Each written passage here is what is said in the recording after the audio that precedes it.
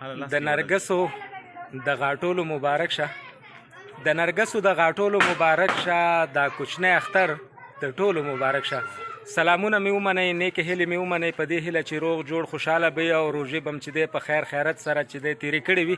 الله پاک دې د ټولو روژې او عبادتونه په خپل دربار کې قبول او منظور کړي. قدرمنو د کوچني اختر ړومبۍ ورځ ده او بس روان یو.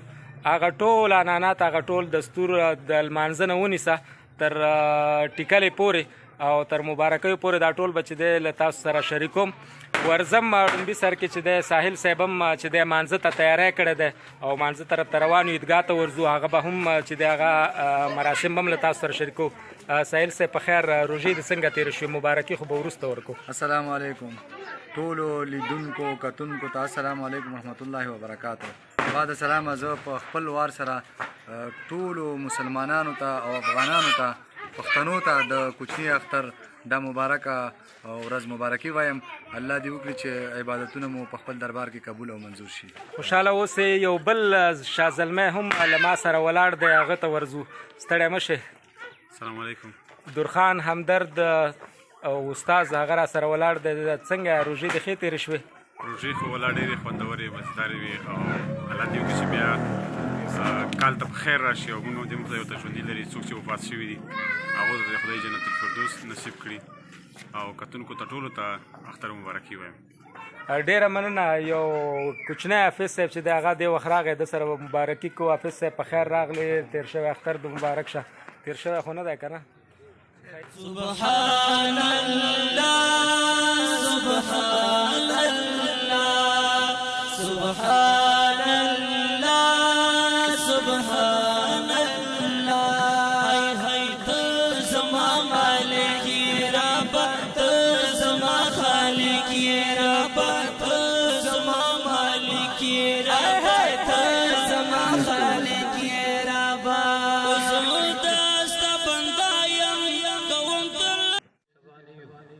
رب العزت عربی شکر خیر پیش خدا د آخرت سخت مشکلات راته اسانه جوړ کړي. الہ العالمین دراغله خلق ته ټول افغانستان مبارک دعا کې الله نصرت نصیب کړي، الله خون رزق ختم کړي، الله وینې تویدل ختم کړي. الهي پروردگار مو صلح راولي، الله امن قائم کړي. الهي پروردگار مو مسلمانان افغانان ورونه ټول په یو اتفاق باندې کړي. نامي ملکونو د لپاره دعا وکړي الله دې ټولو نصرت نصیب کړي، الله دې ټولو فتح نصیب کړي. الهي پروردگار امریکا چې څومره د سایس ورته جوړوي الله دا په دوی باندې استعمال کړي، الله دا حربې په دوی باندې استعمال کړي. الهي پروردگار نوستو نابود وګرځي امریکا، خدای ته د مونږ ناراضي شي. کلیوالو یو ځل بیا اختر مبارک شه غازیانو حاجیانو. سبحان الله سبحان الله سبحان الله سبحان الله. هاي هاي ته زما مالک یې رب، ته زما خالق یې رب، ته زما مالک یې رب، ته زما خالق یې رب. زه دستا بنده یم کوم تل ذکر دستا. سبحان الله سبحان الله سبحان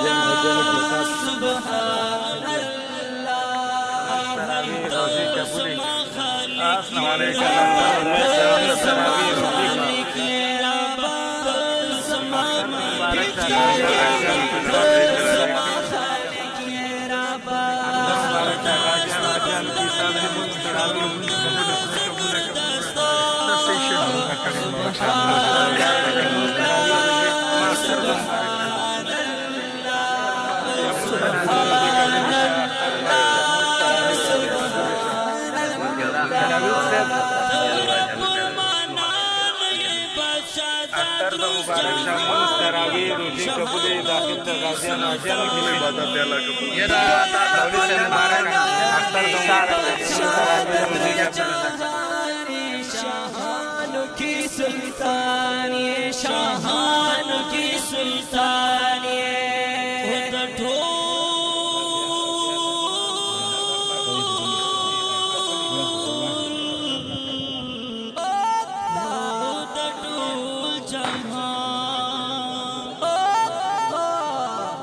د ټول جهان د ونې بوټي وایي ستا سلام سبحان الله سبحان الله سبحان الله سبحان الله